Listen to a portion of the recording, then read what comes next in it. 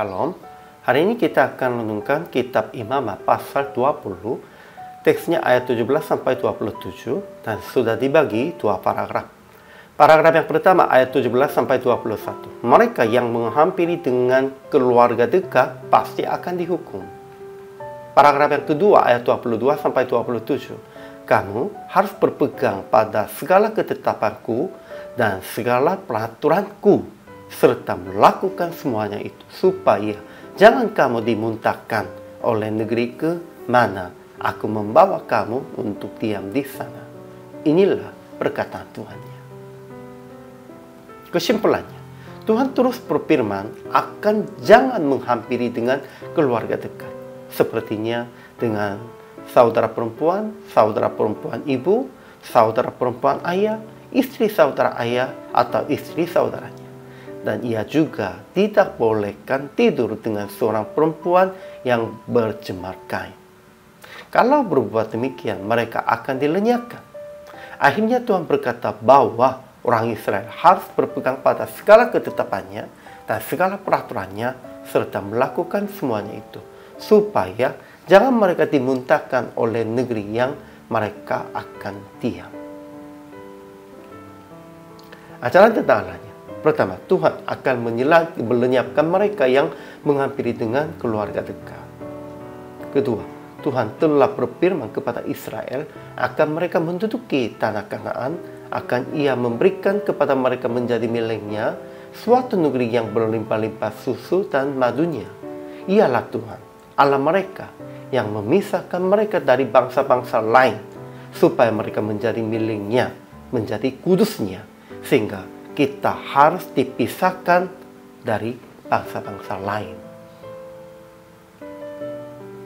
Ajaran tentang manusianya. Pertama, orang-orang tidak boleh menghampiri dengan keluarga dekat, tetapi mereka orang-orang Kanaan, orang-orang Mesir, dan orang-orang Israel pun tetap melakukannya demikian itu, tetap berzina, sehingga mereka akan dihukum.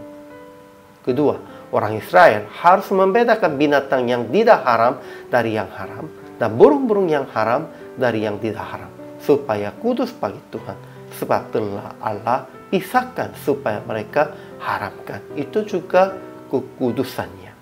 Memang merekanya harus ingat tentang itu. Bahkan pun, ketika seorang laki-laki atau perempuan dilasuk arwah atau loh peramal, pasti dihukum mati. Mereka harus dilontari dengan batu dan darah mereka ditimpa kepada mereka sendiri.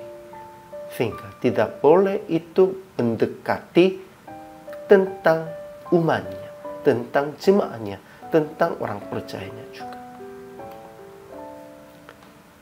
Jadi aplikasi hari ini, pertama, kuduskan diri sendiri secara seksual, secara makan, dan secara rohani, secara total. Harus kita berjaga kekudusannya di hadapan Tuhan.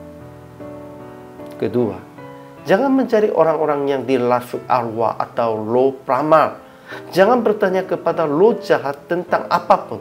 Itu pemberontakan Tuhan.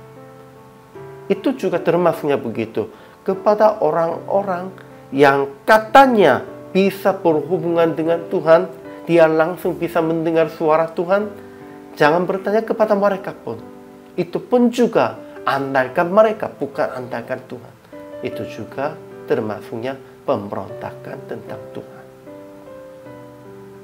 Sehingga praktek hari ini, hiduplah sebagai orang kudus, sebagai orang yang dipisahkan dari dunia dan roh jahat, dan melakukan hanya sesuai dengan kehendak Tuhan sebagai miliknya, dengan melakukan kebenaran dan hanya bertanya kepadanya. Pentingnya melakukan kebenaran, melakukan keadilan, dan hanya bertanya kepada Tuhan, bukan kepada yang lain siapapun. Inilah kehidupan orang percaya. Hari ini juga selama melayani, Tuhan Yesus memberkati.